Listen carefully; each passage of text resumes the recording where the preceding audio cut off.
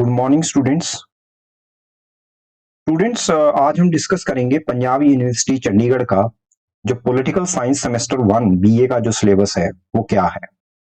तो स्टूडेंट्स आप देख सकते हो कि जो आपकी जो बुक होगी जो आप पढ़ोगे वो है पॉलिटिकल थ्योरी 1 इस सेमेस्टर में। तो आपको 100 मार्क्स का पेपर आएगा। थ्योरी के आपके 90 मार्क्स के क्वेश्चंस होंगे और इंटरनल असेसमेंट जो है आपकी 10 मार्क्स की होगी और जो टाइम पीरियड है टोटल वो 3 आवर्स होगा। सो स्टूडेंट्स इसके ऊपर मैं एक अलग से वीडियो जो है आपके लिए बनाऊंगा कि किस तरह से जो है आपके क्वेश्चन पेपर में किस तरह से जो थ्योरी पेपर है उसमें जो क्वेश्चंस की जो डिवीजन है मार्क्स के अकॉर्डिंगली होगी और किस तरह से जो है आपकी इंटरनल असेसमेंट जो है 10 मार्क्स की अवार्ड जो है आपको की जाएगी। सो स्टूडेंट्स इस वीडियो में हम सिलेबस जो है वो डिस्कस करेंगे और आप देख सकते हो आपका जो पूरा सिलेबस है बीए सेमेस्टर 1 पॉलिटिकल साइंस का वो आपका 4 यूनिट्स में डिवाइडेड है। Unit 1, unit 2, unit 3 and unit 4। So students ये सेमेस्टर आपका बहुत ही फंडामेंटल सेमेस्टर है। इसमें आप पॉलिटिकल साइंस के बारे में जो है फंडामेंटल नॉलेज जो है वो गेन करोगे। पॉलिटिकल साइंस का क्या मीनिंग होता है, उसके क्या अर्थ क्या है, उसकी क्या परिभाषा है और उसका क्षेत्र जो है क्या है, स्कोप क्या है उसका। ओके, तो इन तीनों पॉलिटिकल साइंस के जो तीनों जो है मीनिंग, डेफिनेशंस, जो स्कोप जो है इनके बारे में जो है हम इस चैप्टर में पढ़ेंगे। उसके बाद स्टूडेंट्स यूनिट 1 में जो सेकंड जो चैप्टर है आपका वो है relationship of political science with economics, history and sociology. Students आप जानते हो कि जो सोशल साइंसेज है वो एक बहुत बड़ा डिसिप्लिन है। उस सोशल साइंस में बहुत सारे जो हैं एरियाज ऑफ स्टडी जो हैं वो आते हैं, जैसे पॉलिटिकल साइंस, इकोनॉमिक्स, हिस्ट्री है, सोशियोलॉजी है, पब्लिक एडमिनिस्ट्रेशन है, फिलोसफी है, साइकोलॉजी है। ओके, सो इनकी आपस में जो है क्या कनेक्शंस हैं इनकी, जिसे हम अगर हम कहना चाहें तो हम ये कहेंगे कि इंटर एक्सचेंज ऑफ नॉलेज जो है इन सब्जेक्ट्स में कैसे होती है। ओके, कैसे ये एक जो सब्जेक्ट्स हैं एक दूसरे को स्टडी को या नॉलेज को फर्दर गेन करने में एक दूसरे की जो है सहायता जो है करते हैं। ओके, तो इस चैप्टर में हम पॉलिटिकल साइंस के इकोनॉमिक्स, हिस्ट्री और सोशियोलॉजी के साथ जो है संबंधों को हम पढ़ेंगे। देन स्टूडेंट्स यूनिट 2 है आपके पास। यूनिट 2 में जैसे मैंने आपको बताया है कि ये जो पूरे का पूरा सेमेस्टर है आपका पॉलिटिकल साइंस की एक फंडामेंटल जो जानकारी है उसके लिए उसके ऊपर ही जो है पूरा बेस्ड है। सो इसमें आप द स्टेट के बारे में पढ़ोगे, राज्य के बारे में पढ़ोगे, राज्य क्या होता है, ओके, राज्य की क्या परिभाषा है। तो क्योंकि आप जानते हो कि पॉलिटिकल साइंस जो है वो राज्य के इर्द गिर्द जो है वो घूमती है। ओके, राज्य के आसपास रहकर जो है अपनी जो पूरी स्टडी जो है वो इसी की तरफ, जो इसी के आसपास जो है घूमती है। स्टेट क्या है, स्टेट की क्या मीनिंग्स हैं, स्टेट की क्या परिभाषा है, स्टेट के क्या एलिमेंट्स होते हैं। कुछ एलिमेंट्स हैं स्टेट के स्टूडेंट्स, जो नेसेसरी एलिमेंट्स हैं। अगर स्टेट को बनाना है तो वो नेसेसरी एलिमेंट्स हमें चाहिए, वो क्या है वो भी हम पढ़ेंगे इसमें। और बहुत सारे जो है नागरिक हैं या स्टूडेंट्स हैं वो ये समझते हैं कि स्टेट, गवर्नमेंट और सोसाइटी में किसी तरह का कोई भी डिफरेंस नहीं है, मगर स्टूडेंट्स ये ठीक नहीं है। ऐसा नहीं है, क्योंकि स्टेट में, गवर्नमेंट में और सोसाइटी में एक डिफरेंस होता है और ये क्या डिफरेंस होता है, किस तरह से ये एक दूसरे से भिन्न होते हैं, हम इसमें ये भी पढ़ेंगे। ये फर्दर हमारी जब हम इसके बारे में पढ़ेंगे तो ये फर्दर हमारी नॉलेज को और आगे लेकर जाएगा। उसके बाद स्टूडेंट्स हम ये पढ़ेंगे, you can see here unit 2 के अंदर theories of the origin of state. तो students theories of the origin of state में हम बेसिकली ये पढ़ेंगे कि राज्य की उत्पत्ति को लेकर, राज्य के जन्म को लेकर कौन सी जो है थ्योरीज जो हैं वो दी गई हैं। ओके, कौन सी थ्योरीज जो हैं वो हमारे पास अवेलेबल है। तो बेसिकली बहुत सारी थ्योरीज हैं स्टूडेंट्स। बहुत सारे स्कॉलर्स हैं जो जिनके विचारों में भिन्नता पाई जाती है कि स्टेट किस तरह से बना है, स्टेट क्यों बना है, क्या कारण थे, किन परिस्थितियों में स्टेट बना है। तो उन स्कॉलर्स के इसको लेकर भिन्न भिन्न विचार हैं। तो इन विचारों को स्टूडेंट्स हमने अलग अलग कैटेगरीज के अंडर जो है रखा है।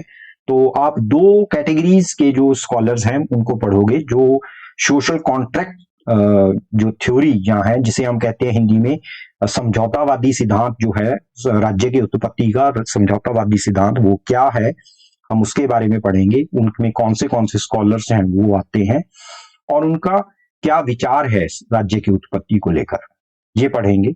और दूसरा जो कैटेगरी जो है, आप दूसरी कैटेगरी ऑफ स्कॉलर्स जो आप पढ़ोगे वो है इतिहासवादी, ओके, या फिर हम कहेंगे विकासवादी, ओके, या ऐतिहासिक या फिर विकासवादी जो सिद्धांत क्या है राज्य की उत्पत्ति के बारे में।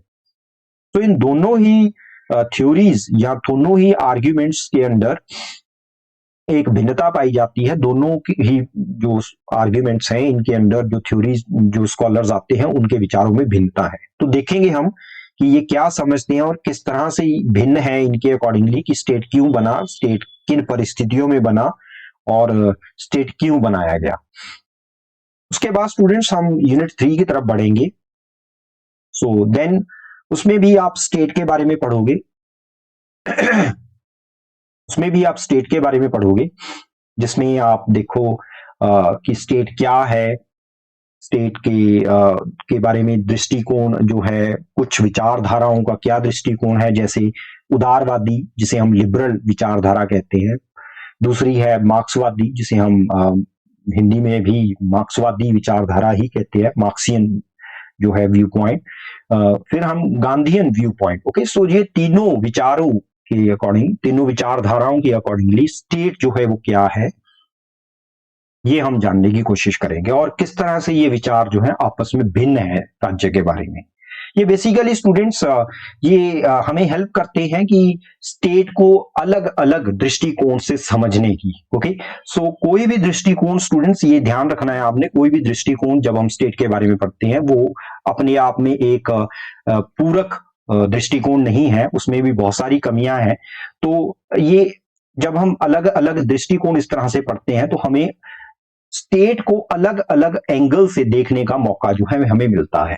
ओके, सो हर एक दृष्टिकोण की एक अपनी विशेषता है, अपनी कुछ मेरिट्स हैं, अपने कुछ गुण हैं। ओके, तो ये गुण जो हैं हमें पता चलते हैं, इनके गुणों के थ्रू जब हम जो आर्ग्यूमेंट जो किया होता है उस दृष्टिकोण ने, उसके थ्रू हमें स्टेट के बारे में, राज्य के बारे में जो है पढ़ने का जो है या उसे समझने का जो है मौका मिलता है। उसके बाद स्टूडेंट्स आप देख सकते हो एक नीचे वेलफेयर स्टेट जो है उसका चैप्टर जो है आपको पढ़ना पड़ेगा, जिसमें जिसे हम हिंदी में कल्याणकारी राज्य कहते हैं। तो स्टूडेंट्स ये जो है कल्याणकारी राज्य क्या होता है, इसके बारे में हम पढ़ेंगे और इसमें भी आप दो तरह के दृष्टिकोण जो है वो पढ़ोगे, एक लिबरल दृष्टिकोण और दूसरा है जिसे लिबरल को हम उदारवादी दृष्टिकोण कहते हैं और दूसरा पढ़ोगे आप सोशलिस्ट जिसे हम समाजवादी दृष्टिकोण जो है कहते हैं। तो इन दोनों दृष्टिकोणों के अकॉर्डिंगली जो है कल्याणकारी राज्य का क्या की विचारधारा या कल्याणकारी राज्य का जो एक कॉन्सेप्ट है वो क्या है, ये समझने की हम कोशिश करेंगे। ठीक है, उसके बाद स्टूडेंट्स हम last unit of your syllabus की तरफ बढ़ेंगे। उसमें आप 4th यूनिट में देखो आप को कुछ और बड़े इंपॉर्टेंट जो हैं कुछ सिलेबस में जो कॉन्सेप्ट्स हैं वो दिए गए हैं, वो उनके बारे में आप पढ़ोगे। उसमें हम फर्स्ट जो कॉन्सेप्ट पढ़ेंगे वो है सॉवरेनिटी, जिसे हम हिंदी पंजाबी में कहते हैं प्रभुसत्ता। उसके बारे में प्रभुसत्ता क्या होती है, प्रभुसत्ता की क्या विशेषताएं हैं, उसकी डेफिनेशन क्या है, उसकी परिभाषा क्या है, उसकी क्या विशेषताएं हैं, उसके क्या प्रकार होते हैं। ओके, इनके बारे में हम पढ़ेंगे। फिर हम आप नेक्स्ट चैप्टर जो आप पढ़ोगे वो है कि प्रभुसत्ता की क्या क्या थ्योरीज हैं, कुछ थ्योरीज जो है वो दी गई हैं प्रभुसत्ता के रिगार्डिंग कि प्रभुसत्ता ऐसी होनी चाहिए।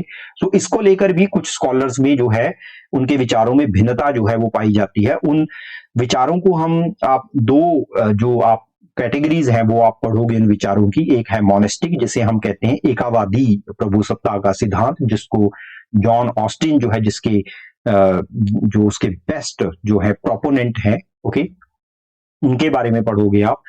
फिर उसके बाद एक जो मोनेस्टिक का जो ही ऑपोजिट जो या उसका एक ऑल्टरनेट जो एक व्यू पॉइंट है, जो विचार है, वो है प्लूरलिस्टिक, जिसे हम कहते हैं बहुलवादी। बहुवादी या फिर बहुलवादी या बहुवादी जो दृष्टिकोण है वो क्या है, उसके बारे में आप पढ़ोगे, जिसे कि लास्की ने जो है दिया है।